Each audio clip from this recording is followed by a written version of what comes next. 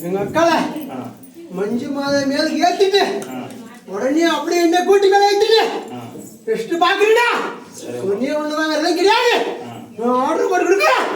இது வர்றாங்க இதை முடியா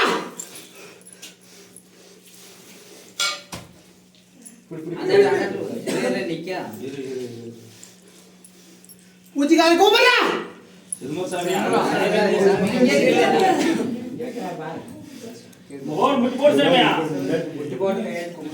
இருக்குடா